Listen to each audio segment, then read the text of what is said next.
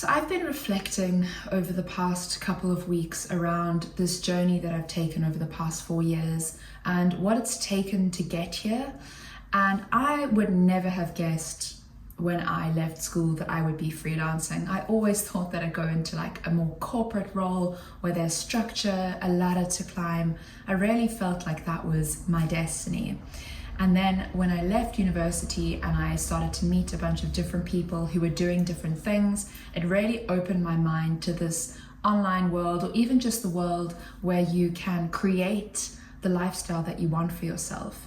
And throughout this journey, I've really learned that anything that you want to achieve, you can. You just need to figure out a plan, you need to show up consistently, and you need to believe that it is achievable. So this video is a little bit of an unplanned excursion into what it takes to become a freelancer. And throughout this video, I've been thinking about, over the past 5 years of this freelance journey of my own, what is the best advice that I've ever received, as well as what are some of the top lessons that I've learned as I've moved forward in this. My hope is that this will be useful in some capacity if you're just getting started, or it will be the encouragement that you need to get going.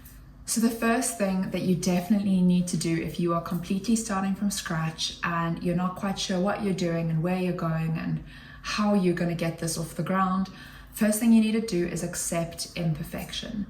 Perfection is going to be the number one thing that holds you back, and it is the number one thing that holds me back a lot of the time. We all don't want to be rejected. We all don't want to look stupid. But at the end of the day, we can add value to other people's lives without it being perfect. I think often we're taught that success is binary, that you either aren't or you are, but we don't really see that there is this long journey of growth that has to happen before you reach that point of success. And at the end of the day, I do think those goalposts for success do keep moving. But that being said, it's just understanding that there is a journey at play here, that you can envision who you want to be, how you want to be, the job you want to have. And just because you can envision it doesn't mean that you necessarily deserve that or have earned that place right now. You have to embark on a journey of taking steps, of building momentum, and of getting to that place. And like I said, perfection is going to be the one thing that holds you back. So accept that you are going to do a bad job in the beginning and you're going to make mistakes. But understand that this is part of the learning journey, and it is essential actually.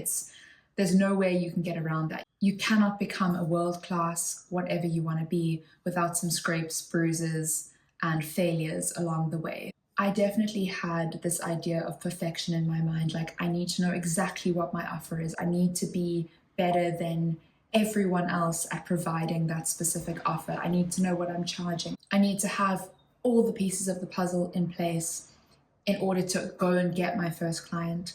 But this is not the truth. You need to have one piece of the puzzle and you need to put that first piece down on the mat and start building. And I know that that's a really lame analogy. I just thought of it now, but it's true. And this leads to my second step or point that will help you on your journey to become a freelancer, is just start. So you've accepted that you're not going to be perfect. You know that you're not going to be the world-class whatever. Now, the best thing you can do is just start, nail down one skill that you have that you believe you can provide a little bit of value to other people's lives or to other businesses. This doesn't have to be a skill or a type of work that you want to be doing 10 years from now, but the point is that you have to start and you have to take that first step. So figure out what that is, and then what I would do is start talking about it. So tell your friends, tell your family, change your LinkedIn bio. Start talking to people about the fact that this is what you're doing. The more you speak about it, the more you actually create this reality around you. You kind of step into this new phase of your life.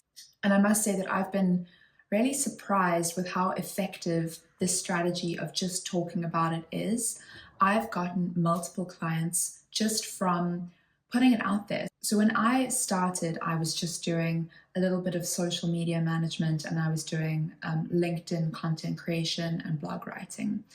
And so what I did is I started telling people that this is what I was doing, and then immediately they'd think of so-and-so that they know that could use help with this. And I managed to actually build up some clients just from taking those first steps and speaking about it. I've also had relative success with just sharing on LinkedIn that I'm doing something. I'm quite a generalist, and I've recently decided to really niche down and focus more on email marketing. And I decided, okay, how am I going to go about this? I just posted on LinkedIn something about email marketing, and someone that I know who was in my network on LinkedIn was like, we actually need help with this with another client that we're working with. Let's chat. And we booked a call, and I got work just off that one LinkedIn post that took me 5 minutes to write. That wasn't my best LinkedIn post ever. I didn't even put that much thought into it. My point is that you don't have to do things perfectly, and you also never know who's going to connect you to who and what's going to happen once you take that first step. And I remember being stuck in COVID in South Africa, wondering whether I should try get to London to see what opportunities awaited me there. And I was so worried that something would go wrong, that I would make a mistake, that it would just be like this waste of money or a waste of my time. And my dad basically sat me down and said to me, stop trying to make the right decision. Stop trying to take a step in the right direction.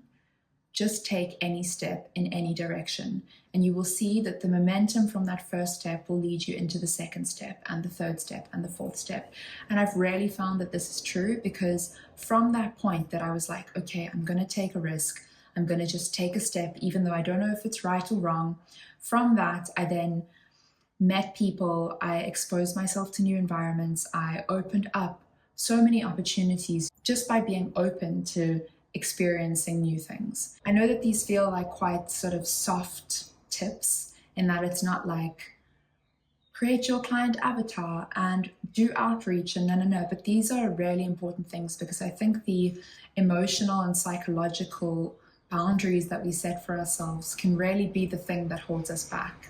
And like I said, once we get moving, that's when we find a sort of snowball effect, and that's what we want when we're learning and growing and moving into a new path. So now that you've started to talk about it, and you've maybe changed your LinkedIn bio, and you're putting out that energy into the universe that this is what you're doing and this is who you are, I would recommend that you do something for free. So especially if you have not got any sort of case studies or any kind of portfolio to your name, chat to your family, chat to your friends, figure out who you can help and how you can help them, and then offer to do it for them for free. And this is often a great way to do it, because especially if it's your first time doing something, the thought of earning money from something that you're maybe not that confident in can be very uncomfortable, because you obviously don't want to rip someone off. You don't want to take someone's money just for the sake of it and then not do a good job. So you can feel comfortable in that value exchange. And then obviously, because you're a first timer, it's also less risk to the client.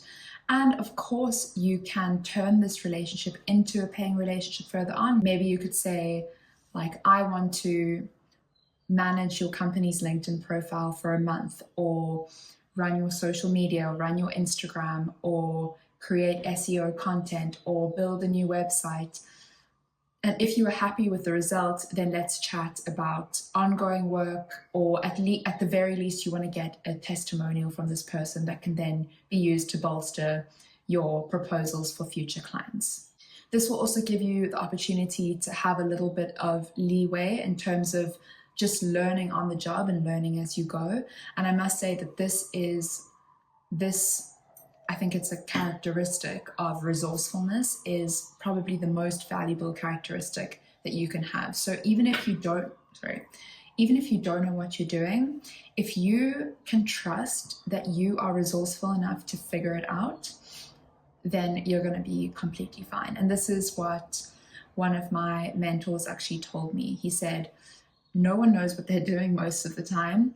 If you are the person that can figure it out and can do so like relatively efficiently, you're the person for the job.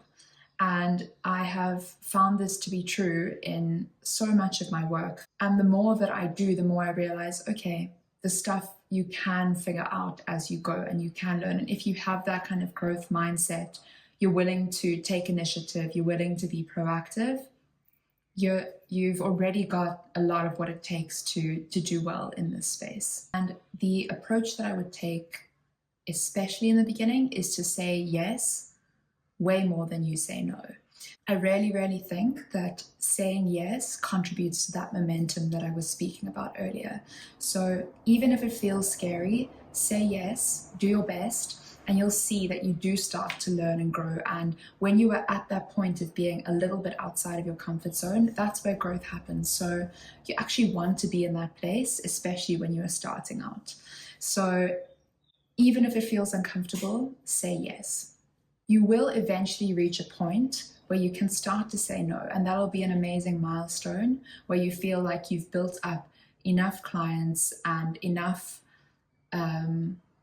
of a reputation to say, you know what, I don't actually work for those rates anymore, or this client is too small and I'm moving on to bigger clients, or whatever it is. And that's something that you can work towards. But in the beginning, just say yes and get as much experience under your belt. Get all those learnings, all those failures in early, and that's going to be a really good long-term investment. So the next thing that you want to do that isn't entirely necessary, but I still think is really a valuable exercise because it helps you to actually clear your mind and figure out what it is that you're doing and how you're positioning yourself for your audience or for your clients, is to build a basic website. And aside from helping you clear your mind and focus, being able to navigate a website and build a website is an additional skill that you can learn that will benefit you, especially if you're in the digital space. So create a basic website where you focus on your key offering for a specific target audience. So maybe you are doing copywriting for Amazon listings, or you're doing Instagram content for small to medium-sized beauty brands. And don't get too hung up on being perfect. Again, like, this is something that can develop over time, but when you get started, it can really help to focus your mind on what you're doing and who you're helping, because this will again help to attract the right clients to you. And it also helps, if you want to do outreach, to figure out which kind of customers you want to be reaching out to. So your website needs to have a clear offering, who you're helping. If you can include some testimonials or social proof, that is great. If you can include more information about who you are and some kind of call to action, that's also amazing. I think that having a place that you can send potential clients to that looks professional, that looks official, is a great start, because you're not just kind of going with the flow and seeing what comes your way. You're being really intentional, and again, it looks professional and is in your court when you are trying to sign on new clients. When it comes to finding clients, you have inbound versus outbound methods. So inbound is creating something that pulls those clients to you. That might be getting referrals from your network. It might be creating content so that when people search on Google for a particular service, they find you. It might be creating content on LinkedIn that ends up reaching people who then reach out to you about specific offerings. It could be creating Instagram content. So a lot of the inbound stuff is about creating a lot of value so that people find you and then want to work with you. The main channel that I use for inbound marketing is LinkedIn. And this is because I find a lot of my potential clients use that platform. A lot of potential collaborators are also working on those platforms. So this is another little tip, and something that I found that has worked is, for example, I do email marketing. And email is a channel that operates really well from like mid to lower funnel. So it is, once people have learned about the brand or have opted in, then what is their experience moving forward, all the way to purchase and beyond. So while email is more of like a retention channel, I would work very well with people who are focusing on acquisition channels, so on bringing in new customers. So for example, I've worked with a Facebook ads specialist where he has clients who he is providing Facebook ad services for, and then I come in and I provide email marketing services. So this is something to think about, is Who is someone that you know that could provide a complementary service, and could you partner up and kind of piggyback off each other's clients? So that's something that's worked really well for me. And like I said, LinkedIn is a great place to meet those kind of people and to do that networking. Other forms of inbound could be like creating YouTube content, creating guides or ebooks that you share on like Etsy or Gumroad that really solve a problem for your potential client in a free, highly valuable way. And this, once again, like establishes your expertise, it builds trust, and it can potentially bring them through to being like, okay, we know you can add value. Now we want to work with you. And just one more point on inbound is I've recently seen some graphic designers do some pretty cool things on Instagram. One in particular has created a series where she's been creating designs for brands until they notice her. So she applies her skills, she adds value, she creates a beautiful design, and then she's been tagging these brands that she's working for on Instagram. And because the work is of a high quality, and because she's found this kind of unique outreach method, these brands are then actually coming to her and saying, okay, well, we love what you do, and we want to work with you. So that's like a kind of mixture of outbound and inbound, I think, because you're creating content, drawing that client in, but in a way you're also calling them out directly. So you're reaching out to them through tagging them on socials. But it feels like a lot more of a gentle approach than being like that annoying person that's constantly cold emailing. And then when we're thinking about outbound, this is like you are taking steps to go out there and find clients. So maybe you're cold emailing people, I don't know, you're going to networking events, you are applying for jobs. Outbound, again, is a little bit more difficult because especially if you are completely cold, as in the person doesn't know who you are and you're suddenly appearing in their inbox, you really need to have a strong message in order to stand out. So the number one thing that you want to think about when it comes to outbound marketing is that you have to add value. And I think what you want to do is always lead with building like a personal relationship before anything else. I've recently been looking for help with some stuff on Upwork, and I've been quite surprised as to the approach of other freelancers to try and secure my work. I've had comments on my Instagram, I've had so many emails where they're saying like, hey, I saw your job post and I want to work with you. And then the next day an email follow up, hey, did you get this email? Let me know. I'm like, who are you and why would I work with you if you have not even taken the time to really understand what I need? So what you need to do is do your research into that client. Maybe they don't have an email sequence in play, or their email marketing has some issues, or their website is really slow. Whatever your expertise is, you want to go and look and see what is this client doing and could you help them? And then give them some free value. So these are the things that I've picked up that are potentially causing bottlenecks in your business or your sales. I would do this and this and this. Maybe here's a resource that might be helpful.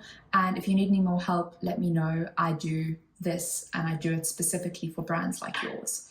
So this leverages a social norm that we all abide by, which is the rule of reciprocity. So if someone does something for you, you want to do something in return. So when you add value in that way, people are more primed and more ready to add value back to you. So you want to lead with value because ultimately it will serve you in the long run. So this is just touching on some of the things that you can think about as you start freelancing. But this is going to be a process and something that you learn over time. And even when it comes to something like outbound messaging, you want to think about actually testing the messages that you send out. What kind of subject lines or what kind of content or what kind of value is actually getting a response from the people that you are sending out messages to? And this will really help you to start to learn like how to speak to your potential clients. And that being said, this leads me to the last point, is that you need to be consistent with all of this stuff. You're not going to find success from the get-go. And growing a freelance business and growing a freelance client base takes time. You need to think about what are the deliverables that you need to hit every day, every week, every month. and just stick to those. Give yourself 6 months to a year to figure it out and to work. I know that people talk about making money online and making money easily, but it does take hard work. And to grow to a point of passive income or whatever you're aiming with all of this, it does take front end work, and you need to put your head down and you need to stay consistent. So whether that's committing to emailing or contacting 10 new potential clients every week, do it and stick to it. And you're going to have rejection, you're going to have people ignoring you, but that's okay, because ultimately you are going to learn as you move forward. You're going to get better at how you're approaching people and at what you're doing. And you will find that, like I said, this does snowball into something positive. So I know that, again, this wasn't like super structured or hard facts and steps that you need to take. Ultimately, I think the point of all of this is that it is up to you. There's not one perfect path that you can take. It is about learning and growing and actually building the confidence to do what you want to do. So if you hear anything today, it is that you can do it if you want to. Just take that first step, even though it feels scary. And I promise you, things will work out and you will figure things out as you move forward. But you need to be moving forward. So let me know if this was helpful in any way. And if you have any questions, ask them below. I mean, I'm happy to chat about this stuff for days on end. And if you like this video, please like, subscribe, and I appreciate any feedback. Okay, see you next week.